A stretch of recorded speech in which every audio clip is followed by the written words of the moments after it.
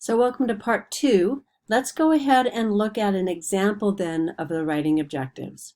So if we look at a really basic example of students will write answers to 20 subtraction problems, 2-digit numbers from 3-digit numbers with regrouping on a worksheet with no errors. We're going to analyze it. And this is what I want you to do for your own objectives before you submit it. And this is what you can look for actually even in your collaboration assignment is, can we identify the content, the subject matter? Can we identify the behavior? Again, this is the active verb Bloom's taxonomy. It's what the students are actually doing that we can see. The condition is where they're doing it or what they're using to do it. And then the proficiency level, right? How would we grade this assignment? So if we look at this example, we can see that the content is subtraction, but not just subtraction, more specifically, that 2-digit number from 3-digit numbers. So again, when we're saying I want students to learn whatever your content is, you want to break it down and think about, like we did earlier in another practice assignment, these task analysis, because it's going to help us get to the larger goal. The behavior would be writing. They're actually writing answers. That's what they're doing. So it's writing. The condition, and actually we can even get rid of the answers. The condition is where are they writing these answers down, right? They're writing it on a worksheet. Again, very simple, not creative, but it's very formulaic. And then what's the level of proficiency without errors? So let's look at something a little bit more for, let's say, the adult learners. So given the assortment of EMS equipment to pick from, the learner, the paramedic, should be able to identify all the equipment necessary to perform the rapid sequence intubation without errors. So the content here, we're looking for the subject matter. What are we teaching about? What's the content? The behavior, again, what are the students actually doing? Condition, what are they using to do it, or where are they doing it? And that level of proficiency.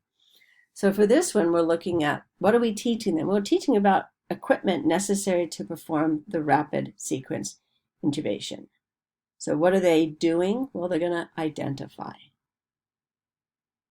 What's the condition? What are they using? They're using the assortment of equipment, EMS equipment to pick from, and without errors. So again, when you're writing your own objectives, friends, what I'm going to have you do is really think about doing an analysis of your own objective. We'll do one more.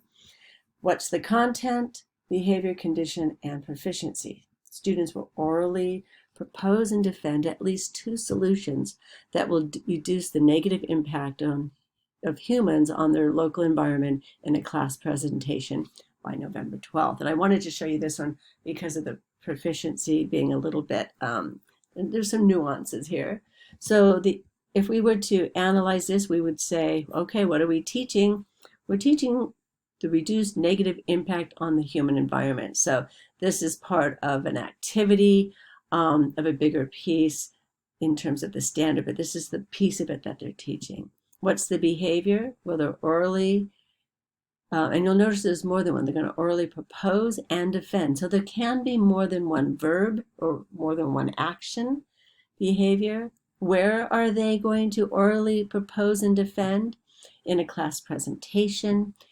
And that area of proficiency. So these are the things that makes it different. So if they only had one solution, it wouldn't work. Or if it wasn't completed by the due date, it wouldn't work. So this is where we're trying to make it as clear as possible.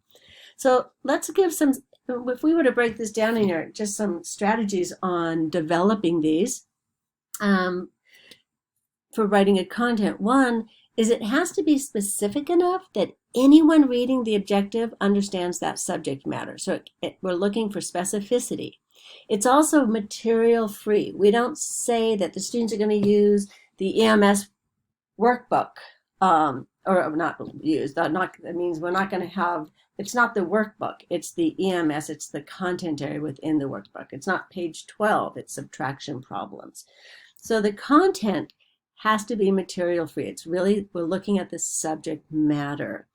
We can use materials in our condition, but not in our content. So we're really looking at that knowledge and skills all right? And they need to be generic enough that it's focused on the knowledge and skills.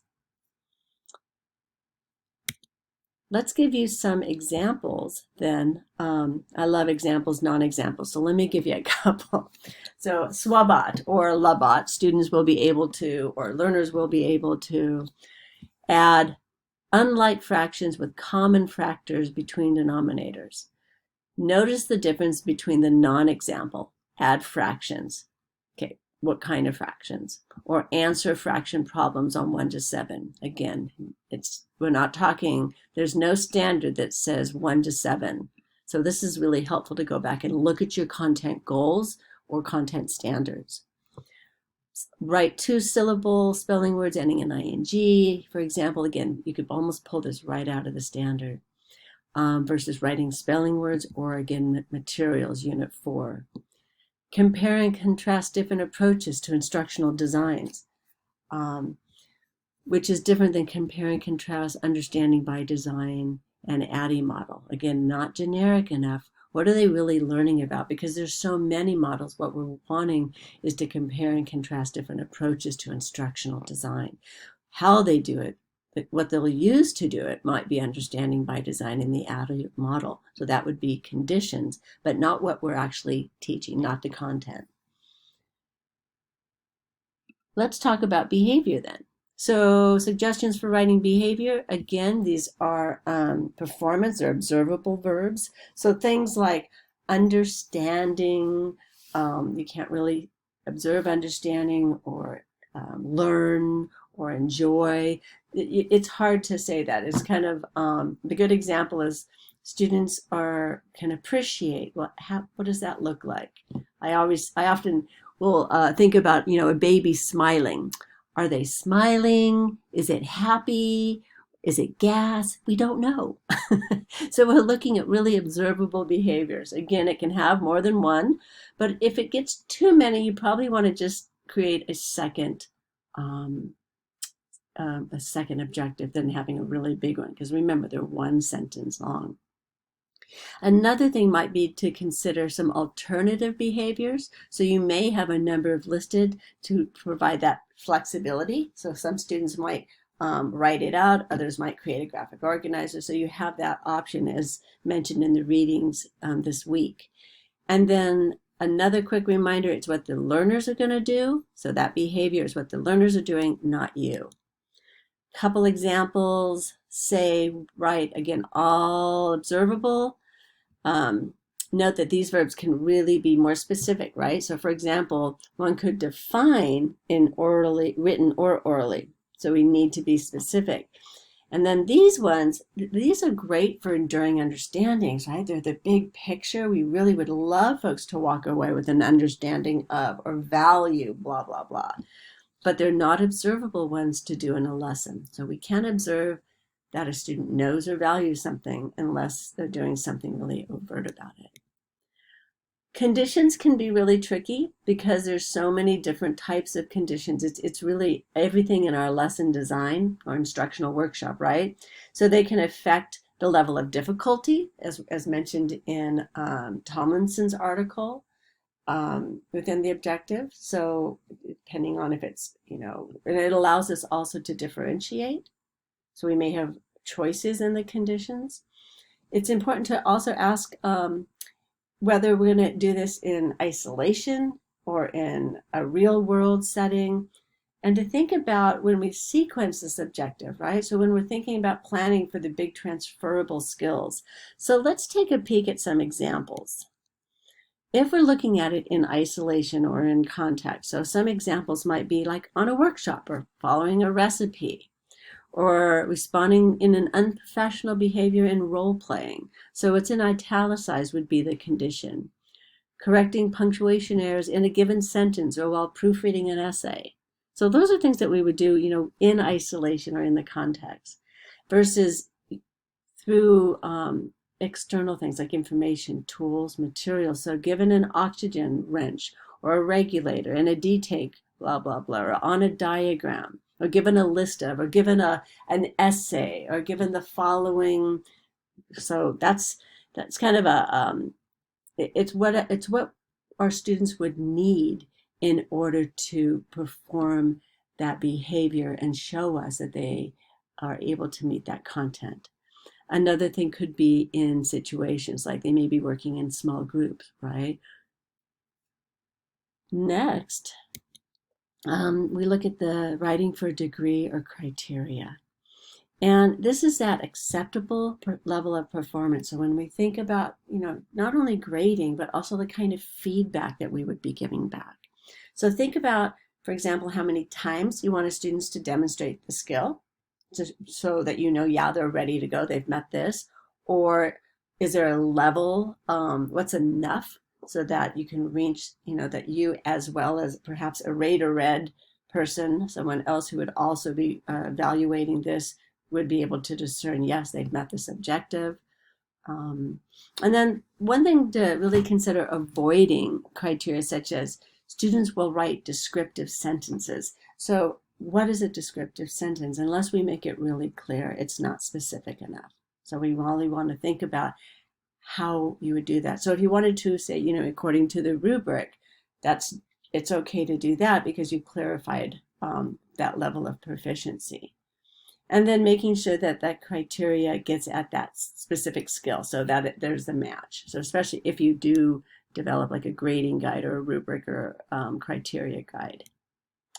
Some examples, if we're looking at numbers or proportions, I don't like with no errors. That just doesn't seem realistic, but I'll throw it out there. But for example, is it a 3-paragraph essay? Is it a 5-paragraph essay? Are you looking for 1, 2, or 3 key issues when you're evaluating something?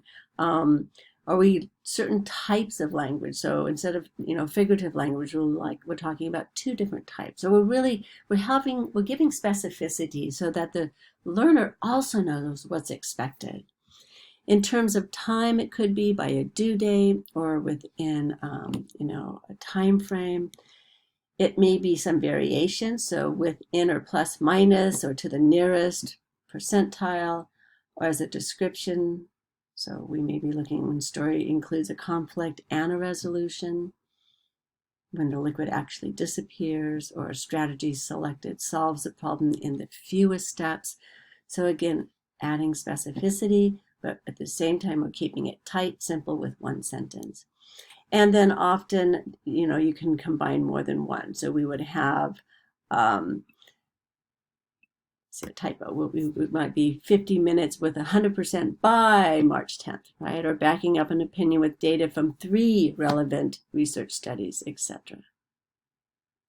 Okie dokie, friends. So that is a quick overview of writing objectives. Again, I encourage you when you do your own, when you're writing your own learning objectives, to take the time and really analyze it, looking at those 4 components of what the learner is actually going to learn. So the subject matter, the observable behavior, where they're doing that observable behavior, and that degree. And again, there's good resources in Bloom's.